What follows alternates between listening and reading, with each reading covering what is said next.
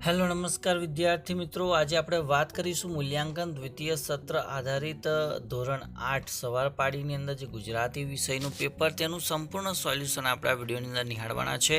તો આ વિડીયોને અંત સુધી જોવાનું ભૂલતા નહીં. ચેનલ ઉપર જો પ્રથમ વખત આવેલો તો ચેનલને સબસ્ક્રાઈબ કરી દેજો અને આ વિડીયોને તમારા અન્ય મિત્રો સુધી અવશ્ય શેર કરી દેજો.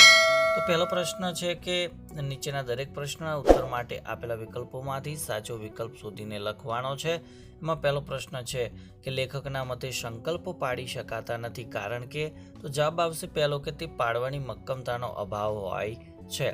બીજો કે વલ્લભભાઈની દીકરીને પિતા તરફથી વારસામાં શું મળ્યું હતું, તો જવાબ આવશે સાદગી મળ્યા હતા.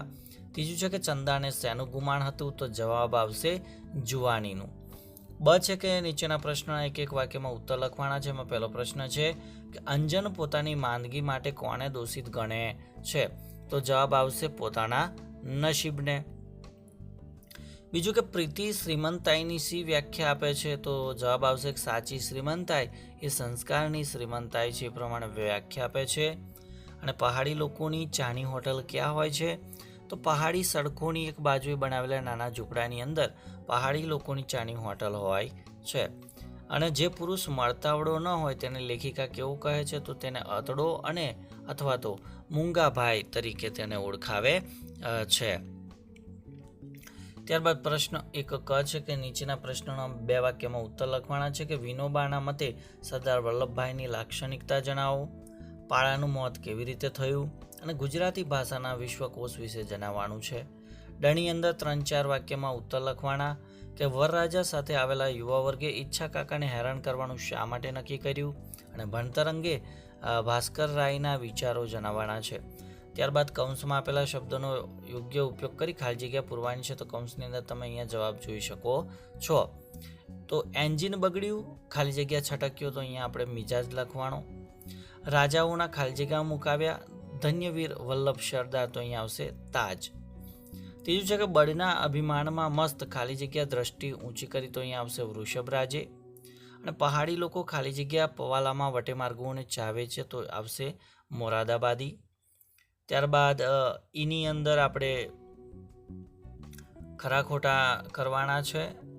તો હજારીગલ તો મૂંગા છે, આ વિધાન ખોટું છે. અને જગમોહન દાસના બંગલાનું નામ આનંદ મહેલ હતું, તો આ વિધાન સાચું છે. પ્રશ્ન 2 છે એ વિકલ્પોમાંથી સાચો વિકલ્પ શોધવાનો છે કે શરૂઆત કરી કાવ્યમાં કવિ કહે છે કે, તો જવાબ આવશે બી, આવતીકાલને ઉજ્જવળ બનાવવાની શરૂઆત કરીએ.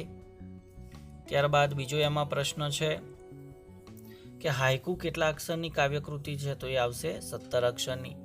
બ એક એક વાક્યમાં ઉત્તર લખવાના કે નવોઢા ભારિયાઓ એટલે કોણ, તો નવોઢા ભારિયાઓ એટલે કે નાના બે ભાઈઓની નવપરણિત પત્નીઓ.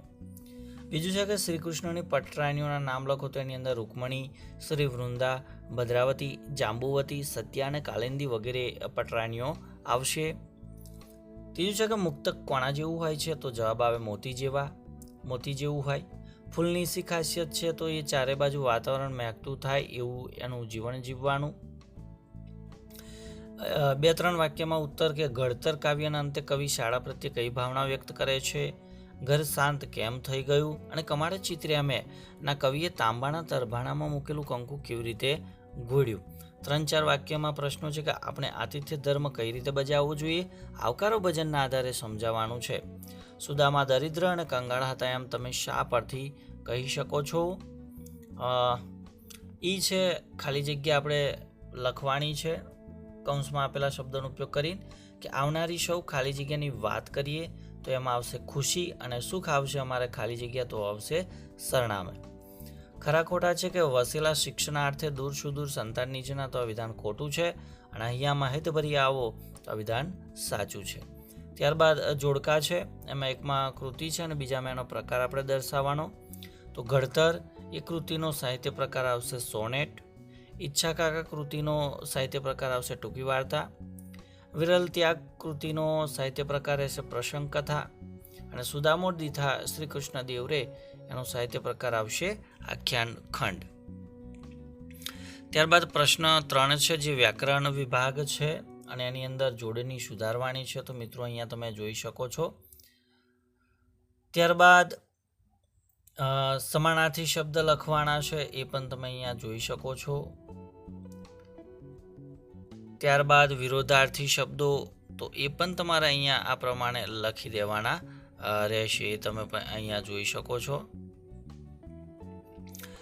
મિત્રો, વિરોધાર્થીની અંદર ધ્યાનનું બેધ્યાન, અજવાળાનું અંધારું, હાજરનું ગેરહાજર, વિજયનું પરાજય, વેડાનું કવેડા, નુકસાનનો ફાયદો અને શબ્દ સમૂહ માટે પોતાની જાતને સુધારવી તે આત્મ સુધારણા થશે. બીજું છે કે વિવાદના મુદ્દાની રજૂઆત, તો દલીલ, માણસનું મોં જોઈ શકાય એવો સવારનો સમય, તો મોં સૂજનું આવશે. રૂઢિપ્રયોગનો અર્થ છે કે ભાઈ મોંમાં મગ ભરવા, તો ચૂપ રહેવું, હૈયે હોય તેવું હોઠે આવવું, તો મનમાં હોય તે બહાર આવવું, અને છતું કરવું, તો ભાઈ જાહેર કરવું, એવો એનો અર્થ થશે. ત્યારબાદ નીચે આપેલા શબ્દોમાંથી દ્વિરુક્ત અને રવાણુકારી શબ્દો અલગ પાડવાના છે. તો ખાલીખમ એ દ્વિરુક્ત શબ્દ છે, હણહણાટ એ રવાણુકારી શબ્દ આવશે, દિશ દિશા એ દ્વિરુક્ત શબ્દ, ડગમગ એ પણ દ્વિરુક્ત શબ્દ, છાણામાણા એ પણ દ્વિરુક્ત શબ્દ, અને ગાંગરવું એ રવાણુકારી શબ્દ છે. ત્યારબાદ નીચેના શબ્દોનો સમાસ ઓળખાવાનો છે કે દેશભક્તિ તો તત્પુરુષ સમાસ, ધર્મયુદ્ધ તો મધ્યમ પદલોપી સમાસ, ભાઈ બહેન તો દ્વંદ્વ સમાસ, રાષ્ટ્રભાષા તો તત્પુરુષ સમાસ, વાતાવરણ તો તત્પુરુષ સમાસ, મોહાંદ તો એ પણ તત્પુરુષ સમાસ આવશે. ત્યારબાદ જ છે કે સાદા વાક્ય છે કે સંયુક્ત વાક્ય છે કે સંકુલ, એ આપણે જણાવવાના છે. પહેલું છે કે જગમોહનદાસ સટ્ટાનો વેપાર કરતા હતા, તો આ જે વાક્ય છે એ સંકુલ વાક્ય છે. અને છેક સ્વર્ગમાં પણ એના તરંગો પહોંચ્યા અને ઇન્દ્રનું આસન ડોલી ઉઠ્યું, તો આ સંયુક્ત વાક્ય છે. ત્યારબાદ પ્રશ્ન 4 છે કે નીચે આપેલી સૂક્તિઓ એટલે કે પંક્તિઓનો વિચાર વિસ્તાર કરવાનો છે કે બોલો બોલ વિચારીને પસ્તાવો નવો થાય, બોલેલું ખેંચાય ના કરતા ખોટી ઉપાય. બીજું, જગની સૌ કડીઓમાં સ્નેહની સર્વથી વડી, અંધ ને અજ્ઞ એ બેમાં ઓછો સાપિત, આંધળો એકાંગે પાંગડો અંધ, અને યજ્ઞ સર્વાંગે પાંગડો. તો આ વિચાર વિસ્તારમાંથી તમારે 2 તૈયાર કરવાના છે. ત્યારબાદ નીચેના પ્રશ્નોના સવિસ્તર ઉત્તર લખવાના કે અંજન કેવી વ્યથા અનુભવે છે, સુમોહનને કઈ વાત કઠતી હતી અને તેને દર્શનાને શું કહ્યું. શ્રી કૃષ્ણ અને સુદામાના મિલનનું દ્રશ્ય તમારા શબ્દોમાં વર્ણવવાનું છે. પ્રશ્ન 5 કે નીચેના વિષયોમાંથી એક વિષય પર આપણે નિબંધ લખવાનો છે. એમાં પહેલો મારી પ્રિય રમત છે, ભણતરનું માધ્યમ તો ગુજરાતી જ, પ્રદૂષણ એક ગંભીર સમસ્યા, જ્યારે બની અંદર તમારા મિત્રોને પ્રાર્થનાનું મહત્વ સમજાવતો પત્ર લખવાનો છે. તો આ જે પેપર છે એ સંપૂર્ણ તમારે તૈયાર કરી દેવાનું રહેશે. થેન્ક યુ, આભાર.